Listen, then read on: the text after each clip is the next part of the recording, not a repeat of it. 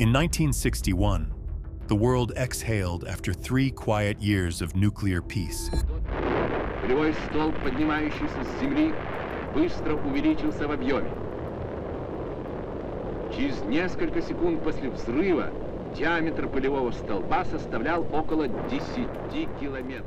Then, with zero warning, the Soviets lit up the sky with a 50-megaton monster. It wasn't just a test, it was a message. And it forced the US to gamble everything on one nuclear launch from underwater. A launch that had never been done before and could have ended in total disaster. This is the test that changed nuclear strategy forever. For 3 years, the world had experienced something rare during the Cold War: relative peace when it came to nuclear weapons testing. Both the United States and Soviet Union had stopped exploding nuclear bombs since 1958. This informal agreement wasn't written down anywhere, but both superpowers respected it. The world felt a bit safer knowing that massive nuclear explosions weren't lighting up the atmosphere every few months. That peaceful period ended abruptly on August 30th, 1961. Soviet Premier Nikita Khrushchev announced that the Soviet Union would resume nuclear testing immediately. Within hours, they detonated their first nuclear weapon in 3 years at their Semipalatinsk test site in Kazakhstan. The explosion caught American intelligence completely off guard. Nobody in Washington expected the Soviets to break the testing pause so suddenly or dramatically. They resumed testing in September 1961 and culminated in the 50-megaton Tsar Bomba in October. This hydrogen bomb produced an explosion equivalent to 50 million tons of TNT, making it the largest nuclear weapon ever detonated by any country. The mushroom cloud rose 40 miles into the atmosphere, and the flash could be seen from 600 miles away. Soviet scientists had originally designed the bomb to produce 100 megatons, but they reduced its power because they feared the fallout would contaminate their own territory. American monitoring stations recorded the blasts as American intelligence agencies worked frantically to understand what the Soviets were actually testing. The information they gathered was alarming. The Soviets weren't just testing bigger bombs, they were developing entirely new types of nuclear weapons and delivery systems. Some tests appeared to focus on tactical nuclear weapons designed for battlefield use. Others seemed to test new warhead designs that could be mounted on intercontinental ballistic missiles. President John F. Kennedy found himself under intense pressure from military advisors. Defense Secretary Robert McNamara presented classified reports showing that Soviet nuclear capabilities had advanced significantly during the 3-year testing moratorium. These formal assessments gave Kennedy the justification he needed to consider resuming American testing. The Joint Chiefs of Staff argued that America needed to resume testing immediately to maintain nuclear superiority. The informal testing agreement that had kept nuclear explosions out of the headlines was now completely destroyed. Other nuclear powers began making their own calculations about whether to resume testing. The brief period of nuclear restraint that had characterized the late 1950s was over, replaced by a new arms race that threatened to spiral out of control. Kennedy faced a difficult decision.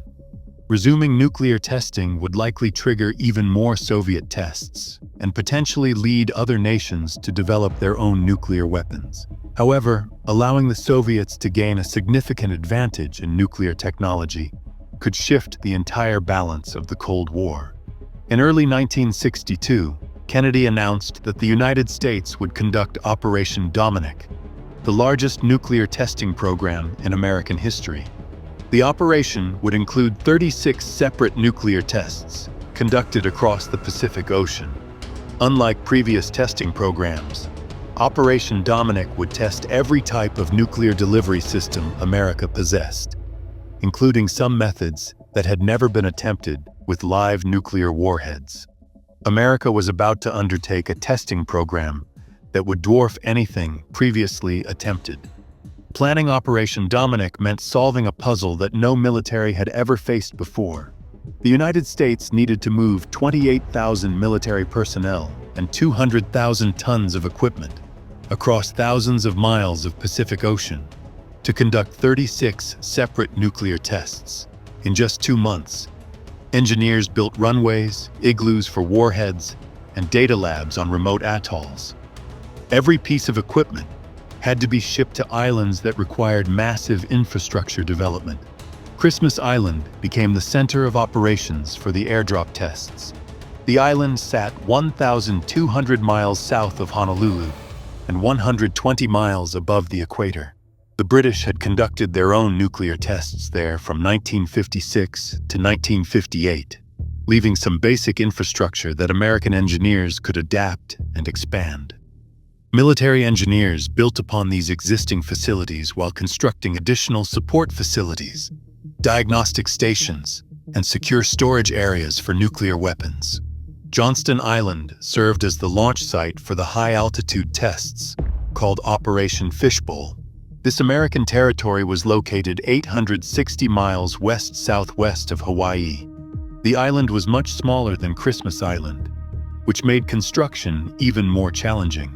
Engineers had to create entirely new launch pads capable of firing rockets carrying nuclear warheads hundreds of miles into the upper atmosphere.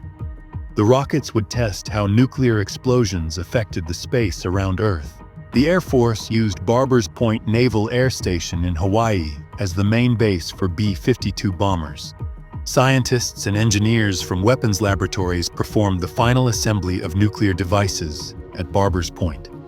The assembled weapons were stored in secure igloos that were normally used for naval ammunition. Each nuclear device had to be carefully prepared and loaded onto aircraft for transport to the test sites. Scientific teams faced the complex job of setting up diagnostic equipment that could measure nuclear explosions accurately. Their main goal was to record what happened during the first moments of each detonation. They used optical detectors, electromagnetic sensors, and high-speed cameras that could capture events happening faster than the human eye could see. All of this equipment had to work perfectly in the harsh conditions of remote Pacific islands. The tests planned for Operation Dominic covered every method America had for delivering nuclear weapons. Some tests would drop bombs from aircraft flying at high altitude. Others would launch nuclear warheads on rockets into space. The program even included underwater explosions at depths of 650 feet. The variety meant that each test site needed different types of equipment and safety measures. Military planners worried about radiation exposure for the thousands of personnel involved in the tests. Previous nuclear testing programs had caused serious health problems for many participants. All B-52 drops were designed as air bursts rather than ground explosions to reduce radioactive contamination. Even with these precautions, the program faced significant risks from radiation exposure. Johnston Island presented unique challenges because of its small size and remote location. The island needed launch facilities capable of sending rockets 248 miles above Earth's surface. These high-altitude tests had never been attempted before with live nuclear warheads. The rockets had to work perfectly, or they could scatter radioactive material across the Pacific Ocean. By spring 1962, the massive construction and preparation effort was nearly complete. America had created nuclear testing facilities across the Pacific that could conduct experiments no country had ever attempted. But all of these elaborate preparations were designed to test America's existing nuclear weapon systems. The most important question remained unanswered about the weapon system that military strategists believed would define the future of nuclear warfare. That weapon system was the Polaris submarine-launched ballistic missile, and it promised to solve the fundamental problem that had plagued nuclear warfare since World War II. The nuclear weapons America had used since World War II all shared the same major weakness. Bombers carrying nuclear bombs could be tracked by radar and shot down by enemy fighters or anti-aircraft missiles. Land-based nuclear missiles sat in fixed locations that enemy intelligence could identify and target for destruction. Both delivery methods gave enemies the chance to see an attack coming and potentially stop it before the nuclear weapons reached their targets. Submarines changed everything about nuclear warfare strategy. A submarine could travel anywhere in the world's oceans without being detected by enemy forces, unlike bombers that appeared on radar screens or missile silos that could be photographed by spy satellites. Submarines remained completely hidden beneath the ocean surface. This invisibility meant that nuclear weapons launched from submarines were nearly impossible to intercept or prevent. The Polaris missile system represented a completely new approach to nuclear weapons delivery. Engineers designed the system specifically for submarines, creating missiles that could launch from underwater and fly hundreds of miles to hit targets on land. The missile used solid fuel instead of liquid fuel, which made it much safer to store aboard submarines for months at a time. Each Polaris submarine could carry 16 missiles, giving a single submarine the nuclear firepower to destroy multiple cities. Military planners had spent years developing the Polaris system, but they faced a critical problem. Earlier trials used inert test re-entry vehicles matching the warhead's weight and dimensions, but without fissile material. These test warheads helped engineers understand how the missiles flew and whether they could hit their targets accurately. However, the tests couldn't prove that real nuclear components would survive the launch process. The underwater launch environment created extreme conditions that had never been tested with live nuclear weapons.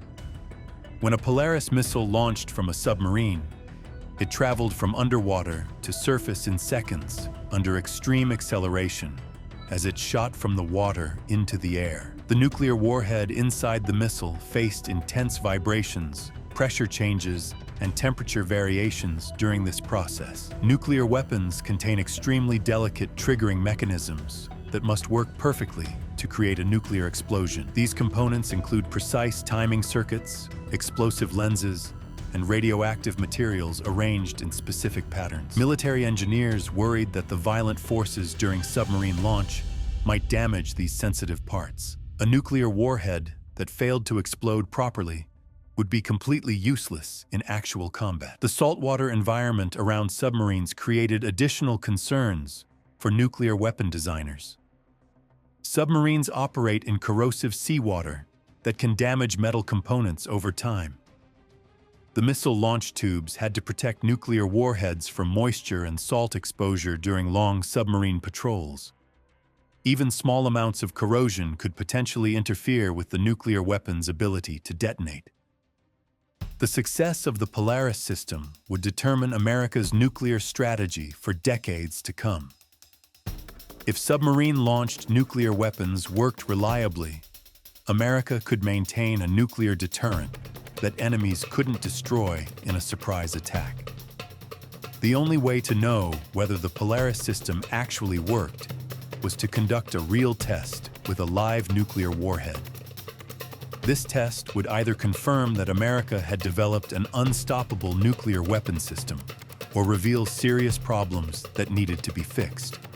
At 12:30 p.m. Pacific Time on May 6, 1962, the USS Ethan Allen prepared to conduct an experiment that had never been attempted in human history. The nuclear-powered submarine sat submerged in the Pacific Ocean at coordinates 12 degrees, 26 minutes, 53 seconds north, 134 degrees, 51 minutes, 14 seconds west, approximately 1,200 miles southwest of California. The crew members knew they were about to make history, but they had no guarantee that their mission would succeed. They were preparing to fire a live nuclear warhead from underwater for the first time ever.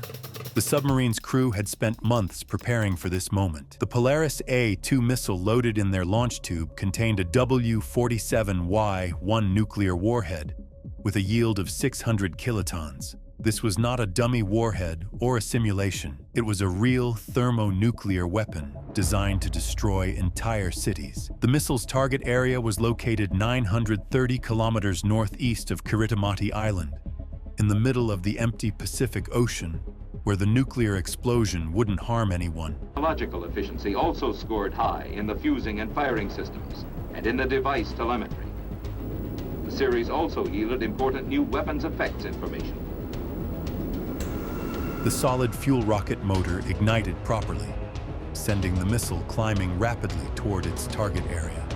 Military observers on ships and aircraft positioned throughout the Pacific tracked the missile's flight path using radar and optical instruments. The missile flew through the atmosphere carrying its 600 kiloton nuclear payload toward the coordinates 4 degrees 49 minutes 59 seconds north, 149 degrees 25 minutes 1 second west. The warhead had already survived the violent submarine launch and the transition from water to air. Now it faced the stresses of high-altitude flight as the missile arced through space toward its target. Everything depended on what would happen when the missile reached its target area.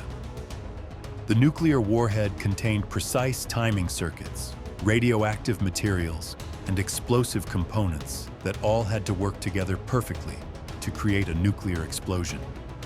If any part of the system failed, the test would be a complete failure, and the Polaris program would face serious questions about its reliability. The missile reached its target area, and the nuclear warhead detonated exactly as planned at an altitude of 2,530 meters above the Pacific Ocean. The explosion created a massive fireball that rose thousands of feet above the ocean's surface. The blast produced a yield of 600 kilotons, confirming that the W-47Y-1 warhead had functioned properly despite the stresses of submarine launch. Military observers recorded the explosion using high-speed cameras and scientific instruments positioned throughout the test area. Shot Frigate Bird had succeeded completely. The United States had proven that nuclear weapons could be launched from submarines and would detonate reliably at their targets. America now possessed a nuclear strike capability that was virtually undetectable and unstoppable.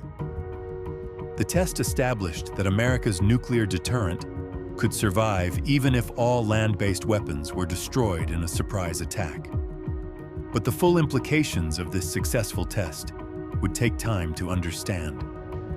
Military experts considered Shot Frigate Bird more significant than nuclear tests, with much larger explosions, because it proved something far more important than raw destructive power. The successful test demonstrated that nuclear submarines could strike any target on Earth without being detected or intercepted by enemy forces. This capability represented a complete shift in how nuclear weapons could be used in warfare. The nuclear balance of power changed fundamentally because submarines were nearly impossible to track in 1962. Ocean detection technology at that time was rudimentary, making submarines truly undetectable once they submerged beneath the surface of the world's seas. Unlike bombers and silos, which show up on radar or satellite, submarines could disappear, guaranteeing a retaliatory strike. This invisibility meant that countries couldn't predict where submarine-launched nuclear attacks might come from. Submarine-launched nuclear weapons were virtually unstoppable once fired. The submarines could position themselves anywhere in the world's oceans before launching their missiles.